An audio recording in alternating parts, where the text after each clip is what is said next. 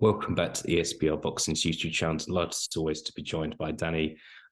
We've just seen David Morrell go 9-0 with a first round KO victory over Yamaguchi Falcao. Not too much to unpack here, Danny. Fight didn't last very long. But yeah, just give me your general thoughts on what we've just seen. That was bad, to be honest. Like, that was, as we just says before we started recording, that was pretty gross mismatch. Like, he looked like he didn't want to be in there after a minute, if even that.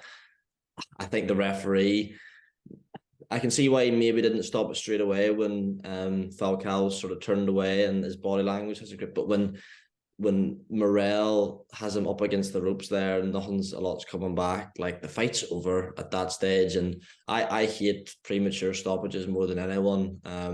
Obviously Fabio Wardley's one against Coffey recently springs to mind, but this wasn't like that. This was so obviously what was going to happen, and then seconds later he's been knocked out flat in his face. And especially given, I know it's different because it was a 12 rounder, but it went to 12 rounds, sorry. Morrell's last fight against that Yesibenuski, that pronunciation is definitely wrong, but he was like really seriously injured. And this, obviously, hope Falcao's all right. Could have been a case for that. Impressive, I suppose, from Morrell against opposition that had no business really being in there with him. Yeah, I think tonight's a massive night. Obviously, got fight of the year, and this is the chief support, so it's not great, really. Whether you like it or not, this is for a regular world title as well. So you want the fight to last longer than half a round. You don't want to see this much of a mismatch. So, just being honest with you, I'll just interrupt you, mate, before we go on to something. Maybe not the most sensitive question, given what we've just seen. Have you ever seen a worse fighter than that fight for a world title? I don't think I've seen such a mismatch. I don't think I've seen someone want to quit after half a round like that. There's nothing that springs to mind. And I think questions need to be asked over this fight being allowed to happen. Yeah. Would you? I would agree with that. I've seen fighters maybe who look a bit worse shape-wise in the ring, but as you say, like, how quickly it was since he did, like, before he visibly like, right, I've had enough here, and was by far and away the biggest fight he'll ever have.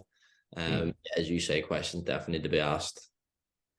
Yeah, and I just think you could tell that, look, one thing about this fight, there was a difference of 10 years in age, and you could tell that there. You could tell who was kind of the fresher, stronger, more athletic man in there tonight. I think that was pretty key as well. Yeah, as you said, there's not a lot to unpack with that fight, although I think a lot more people now will know who David Morrell is, and I think he'll be identified as one of the biggest punchers in the division. He is the WBA regular champ.